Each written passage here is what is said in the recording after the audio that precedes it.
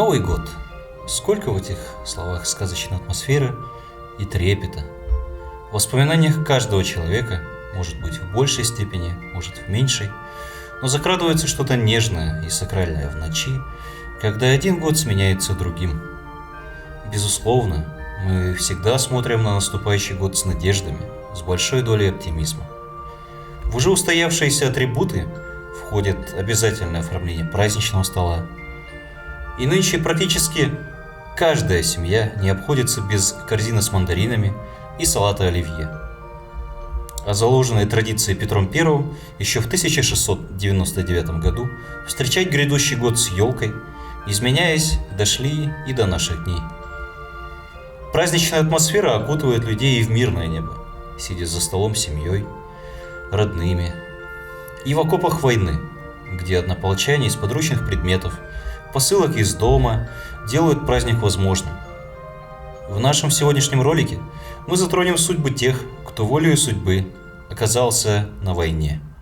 Сегодня вас ожидают две истории. Они происходили на полях Первой мировой войны и Второй.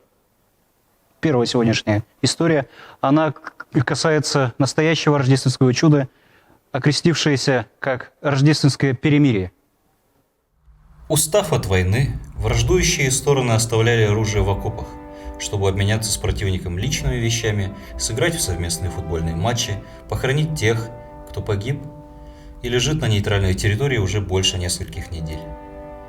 Этот резонансный пример является настоящим проявлением человечности, потому как рождественское перемирие – это не только история про Западный фронт, Францию, Англию и Германию, но и про Восточный театр боевых действий в том числе. Здесь, на Российском фронте, в канун католического Рождества многие позиции русских войск не открывали огонь, а артиллерия в этот праздник замолкала с обоих сторон, а войска не поднимались в атаку. То же самое происходило и в православные рождественские дни, вопреки приказам и угрозам трибунала и расстрела от вышестоящего начальства. Праздники ждали, к ним готовились, их отмечали, насколько это позволяла обстановка. Они символизировали связь с довоенным прошлым, с семьей и домом, вносили атмосферу радости в тревожную и тягостную повседневность войны. Из фронтовых писем мы сможем понять, чего ждали из дома больше всего. Так, 4 декабря 1914 года Черненцов заказал родным целый список разносолов и вкусностей для рождественского стола. Если вы захотите чего-нибудь послать мне, то только что-нибудь из съестного и, например, колбасы копченой, сыру, грудинки копченой, ветчиной колбасы, копченых селедок 2-3 штуки и вообще разных копченых рыбных и мясных товаров. Рыбных и мясных консервов, американская лососина, шпроты и разные другие. Можно прислать сухарей, фунта 3-4, или даже лучше сухарных обрезков, какие прислала Ольга Ивановна. Прислать можно баранок, пришлите полфунта какао и каких-нибудь дешевых конфет. 1 фунт кислых или прессованных монпансье. Дорогая Лиза, хорошо бы мамаша испекла бы своих знаменитых оладьев, которые хотя бы и зачерствели дорогой, но, я думаю, не очень. Да, наконец, их можно здесь разогреть. Попроси об этом мамашу, а еще, может быть, она испечет лепешек на сале. Они совершенно не черствеют и хорошо выдержат дальний путь. Такие, какие пекла бабушка, песочные. Чаю и сахару мне не надо. Этого у нас выдают очень много, так что солдаты пьют чай в накладку. Сахар и чай у нас жертвованный. Об атмосфере праздника свидетельствуют те же фронтовые письма, адресованные домой, в которых отражается и настроение. В сочельник как раз к только что зажженной елке подоспел с рождественскими подарками и посылками солдатам и нам что-то, загостившийся у вас в Москве П.А. Мы мгновенно взломали ящики, и наш рождественский стол за полчаса перед тем унылый и пустынный, словно по мановению скатерти-самобранки, превратился в нечто неописуемое, в какой-то гастрономический цветник. По сосновым полкам над постелями каждого из нас выросли батареи ароматических бутылок с одеколоном, вежеталем, и духами, и стопы книг, и папиросных коробок. Когда все мы наконец сели за стол, то настроение оказалось безгранично веселым. Впоследствии оно еще повысилось. Разведчики пели хором из сибирские песни, а галичане-хыровцы пришли с медведем и козой. Впрочем, Всем было не только весело, у каждого на сердце жил свой минорный подголосок. Каждому вспоминалось многое свое, и каждый по-настоящему не понимал, где он и что с ним происходит. Вторая же наша история, она связана уже с Великой Отечественной войной.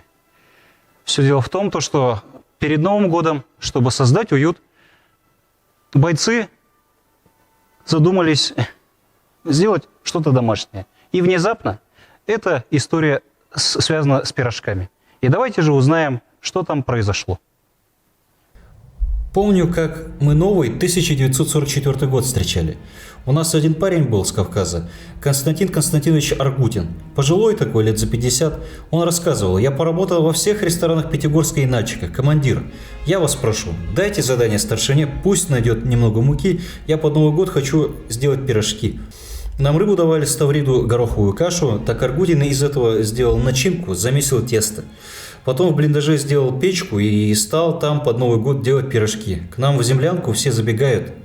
Как же, запах идет ведь, про дом напоминает. Уже скоро 12 часов, все готово. Вдруг радист кричит: к бою. Все к орудиям бегут, тут все решается за секунды. А тут комбат и говорит: дорогие товарищи, поздравляю вас с наступающим новым 1944 годом. Желаю счастья. Всем живым не вернуться домой. Война уже скоро закончится. Приготовиться к салюту. 3 снаряда по немецко-фашистским захватчикам. Беглый огонь. Мы отстрелялись, вернулись в окопы. Вся батарея туда, где пирожки. Только налили, я, как парторг, маленькую речь произнес. И тут немцы как дали по нашей батарее, наверное, тоже нас поздравили. Они по площадям бьют, на пирожки сыпется грязь. Тут кто-то нашел плащ-палатку, накрыл пирожки.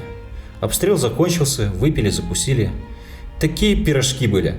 Даже в дивизионной газете была заметка, как мы Новый год встречали. Пирожки были очень вкусные, я таких пирожков никогда не ел. Большое счастье иметь возможность встретить наступающий Новый год с мирным небом над головой, с возможностью посетить своих родных и близких, объединиться с ними за общий стол и без всяких стеснений проводить старый год и встретить новый. С наступающим Новым годом вас, дорогие подписчики! Оставайтесь с нами, будет интересно.